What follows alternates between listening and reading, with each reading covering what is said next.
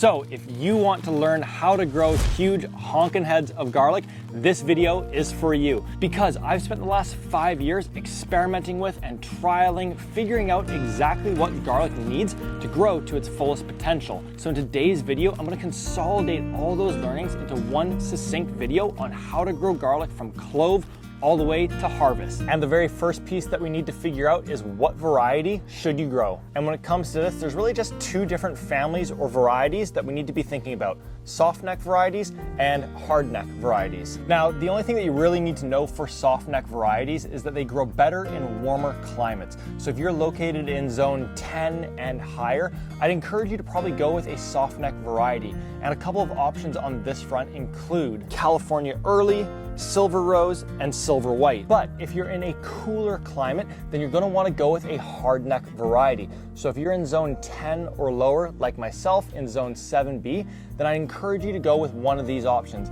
And a few different varieties on this front include Chestnut, Majestic, and of course my absolute favorite, Red Russian garlic. But what's even more important that I want you to take away is making sure you choose the biggest garlic cloves possible. So a couple of years ago, I ran an experiment where I picked my 15 biggest cloves that I could find, and I also grabbed my 15 smallest cloves that I could find. And then I planted one row that had all of the biggest cloves, and the row right beside it had all of the smallest cloves, as I was curious to figure out what impact does the size of the seed garlic have on your harvest 9 months later. And so when I then harvested those two rows 9 months later, the small cloves yielded an average weight of 29.2 grams per head. But on the other hand, the row that had the largest cloves that I could find, those yielded an average weight of 71 grams per head. So more than double the size. That's just one of the things that we're going to go through today to help you get the biggest harvest possible this upcoming season. Now that we know what variety of garlic we're going to be planting, the next piece for us to figure out is where should you plant your garlic. And this is another one of those things where we could do everything perfectly right, but if we don't pick the right location, then our garlic just simply is not going to be able to grow to its fullest potential. And the reason why is because garlic loves a full sun environment. And so I've got my garlic planted in this bed right here in the middle of my backyard because it ends up being one of the sunniest spots in my garden. I know it's a little bit rainy right now, but I'll cut to a little bit of B-roll where you can see it getting really great sun in my backyard. And garlic is one of my absolute favorite, most important crops, so I make sure that I dedicate a little bit of this precious real estate towards growing my garlic so I can get as great of a harvest as possible. So we now know what variety of garlic we're going to be planting, where in our garden we're going to plant it. The next piece for us to figure out is when do you plant garlic? And to be honest, on this front, you've got a little bit of a window. So anytime during the fall as we're going into the wintertime works. So if you're in a colder growing zone, you're probably gonna be wanting to aim for the earlier parts of October. But then if you're in a slightly warmer growing zone, such as 8 or 9 or 10, you could wait all the way until the middle of mid-November. Far more importantly than when you plant them in the garden is the way that you go about planting them at that time. So let's fast forward and assume that it's around October 15th and we're getting ready to plant our garlic. The next piece for us to figure out is what soil should we plant them into? And this is another area that I've experimented with extensively. So a couple of years ago, I actually built 3 completely identical raised beds, the only difference being that I filled each of them with a unique soil blend. The first blend was just 100% compost, as kind of like that no-dig, no-till style of bed. The second bed was a soil blend of 75% compost and 25% vermiculite, which is a blend that I had played around with a bit and had some success with, but I've never actually experimented with. And then for the third bed, I filled it with about 6 inches of compost and then rototilled that into the top 6 inches of native soil to create a blend that was about 50% compost and 50% native soil. I kept every other variable the exact same. I planted them on the same day, same spacing, same fertilizing, and harvested them on the exact same day. And sure enough, there was a significant difference between the bed. The 100% compost bed yielded 411 grams of garlic. The 50% compost and 50% native soil bed yielded 451 grams of garlic. And then finally, the 75% compost, 25% vermiculite bed yielded a huge 489 grams of garlic. So nearly a 20% increase just based on the soil that it was planted into. So for yourself, I'd recommend playing around with that combination of 75% compost and 25% vermiculite. To make it, all that you need to do is measure out 3 parts of compost and 1 part vermiculite, and then dump those either into a wheelbarrow or into a raised bed, and then mix it up until it's a nice and consistent manner. Repeat those ratios until the area that you're planting into is full with that soil blend. And then we're faced with our next question, which is what spacing and depth should you plant garlic at? And you guessed it, this is another area that I have experimented with extensively. So I did a whole experiment on comparing 6-inch spacing versus 7-inch off-centered spacing. And I'm gonna link to that video down in the description just to save you a little bit of time here. But ultimately, if you want to be growing the biggest heads of garlic possible, I'd encourage you to go with 6-inch spacing. So all you need to do is dig your first transplant hole about 6 inches off of the outside of the bed, and then measure 6 inches further down that row and dig your next transplant hole right there. Repeat this process of digging a transplant hole every 6 inches until your row is done, and then simply slide over 6 inches and do the exact same process for the rest of the rows in that bed. But if you want to get a little bit more total yield or harvest out of your bed, then I'd encourage you to experiment and play around with 7-inch off-centered spacing. In this instance, you're going to measure out your transplant holes every 7 inches, but then right between the 2 rows, you're going to do an off-centered row. So now we've got a row in between our main rows at every 7 inches, and what this means is that we have basically doubled the amount of garlic that we're planting into the exact same space. And when I ran this experiment, the size of those heads was actually no smaller than the 6-inch spacing. So play around with one of those, do whichever one excites you the most.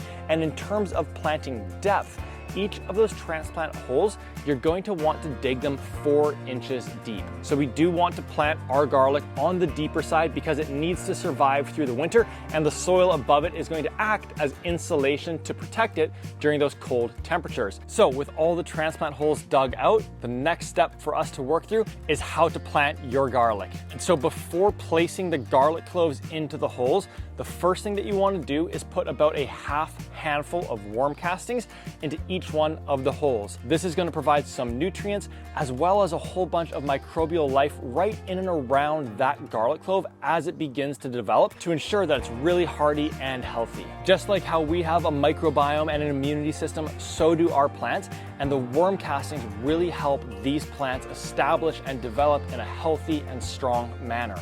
So once you've prepared all the holes with the worm castings, we're now ready to place the garlic cloves into the holes. And to do that, you're going to break all the cloves off of the head, and then the biggest ones you're going to place into the transplant holes with the flat end facing down and the pointy end facing up. We do this because the roots are going to grow out of the flat end, while the foliage and stem is going to grow out of the pointy end. And then once you have them all in the ground, you're going to go ahead and just back cover them with the surrounding soil. And the last thing you want to do in the fall is cover them with 2 to 3 inches of leaves. This is going to act as further insulation through the winter time to help ensure that not only are they able to survive the winter, but that they're also able to begin developing those really beautiful and strong root systems beneath the surface. Now, just a quick intermission. You might be getting excited about planting your garlic this season, but wondering, where do I get these huge cloves of red Russian garlic, worm castings, etc.? Don't sweat, don't worry anymore. I've put together a garlic kit that I can ship directly to your door. It comes with 3 heads of jumbo red Russian garlic, pure worm castings, and organic fertilizer. Literally the exact same things that I use to plant and grow my garlic in my backyard. And it now has more than 140 5-star reviews from gardeners just like yourself. So if you want to try it out, simply head to the link down in the description of this video to grab yours. Now let's get back to the video. Whew. All right. Take a deep breath. That was a lot of information to take in, but the good news is that to grow really great and amazing garlic, the majority of the work does happen in the fall time when we plant it. So if you're still with me, then you've really made it through the majority of the hard work, and it's pretty smooth sailings from here. And so we've got the garlic in the beds and we've got the leaf mulch on it, and the garlic is just gonna hang out beneath the surface there through the winter time. And you might be wondering what happens next. So as we get into the early spring, you're going to notice the first little shoots beginning to emerge through the leaf mulch. And as you see it beginning to grow, you're probably wondering, how do you prepare garlic for the spring growth phase? And so once the garlic is about 4 to 5 inches tall, you're going to go ahead and pull back that leaf mulch and put that into your compost pile to continue breaking down and decomposing. We do this because we want to get right down to the soil level to give the garlic a nice big feeding for the spring growth phase. And to do this, what I like to do is put down 1 tablespoon of 4-4-4 organic fertilizer per square foot. And then once you've covered the bed with that, simply scratch it into the top 1 inch of soil. And then after that, you're simply going to place about 1 inch of new fresh compost over top of it. This fresh compost is going to provide both a little bit of insulation as well as more nutrients and microbial life for the garlic so they can put on all kinds of beautiful growth through the springtime. And the beautiful part is that's all that you need to do to prepare the garlic for the springtime. And what's going to start happening is the days get longer, they get warmer, and we also start getting less rain. So you might be wondering, how do I water my garlic? And because this is more of a masterclass and me sharing with you exactly how I go about growing garlic, what I'm going to encourage you to do is set up an automatic irrigation system. And I put together a full step-by-step video for how I set mine up in my backyard here. And I encourage you to check that video out so that you can see how to do it for yourself. It ends up being really quite straightforward and easy. And more importantly, it's going to save you tons of time and ensure that your garlic gets watered properly. So the one piece that I will touch on right now is just how often do I water and for how long do I water? And on that front, my automatic irrigation system is set to turn on every other day, and I have it run for 25 minutes. I've found this to work really, really well for allowing the garlic to put on all kinds of beautiful growth. And this is exactly what you're going to see over the course of April, May, and June. And the next question you're going to be wondering about is, when do I know that it's time to harvest my garlic? And there's 2 signs that you want to be looking for as indicators that the garlic is ready to harvest. The first one are the garlic scapes. Now these do only emerge on hardneck varieties, but what you're going to notice is a little shoot coming out of the foliage that begins to do a little bit of a loop. And this is ultimately where new garlic seed would come from. But what this means is that it takes a ton of energy away from the bulbs developing beneath the surface. Therefore, when you see the garlic scapes beginning to emerge, you actually want to prune them off from any point from when they're about 6 inches in length to having done about 1 full loop. By chopping it off, all of the energy that was going towards developing those new garlic seeds in the garlic scape is now being redirected to developing the bulb beneath the surface. So you're going to get much, much, much bigger garlic when you chop those off and redirect all the energy down to the head. And the second piece that you want to be looking for is 5 dead leaves. And so as you can see on this garlic right here, we've got 1, 2, 3, 4, 5 dead leaves, and that means that today is officially a garlic harvest day, one of my favorite days of the year. So let's get to harvesting. Oh. Yep, that's a great head of garlic. Oh. Big one. Oh. That's a nice head there. Oh, these are beauties. Oh, that could be head of the year right there. We got a honker. Woo! Beauty. The color on them is incredible. Whew. All right, another amazing harvest. This is what's gonna be happening for you at the end of this upcoming season.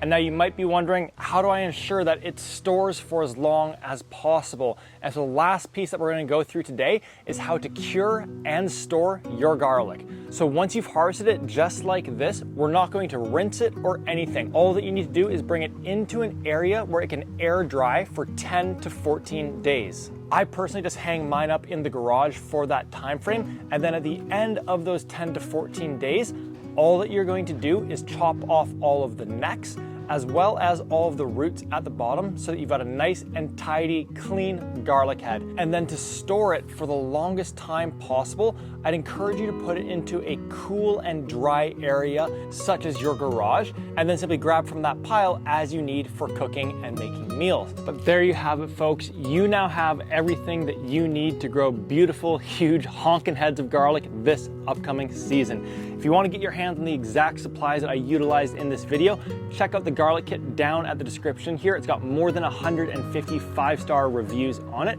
If you enjoyed this video, leave a comment, leave a like, subscribe to the channel for more. And other than that, I'll catch you in the next video. See you then.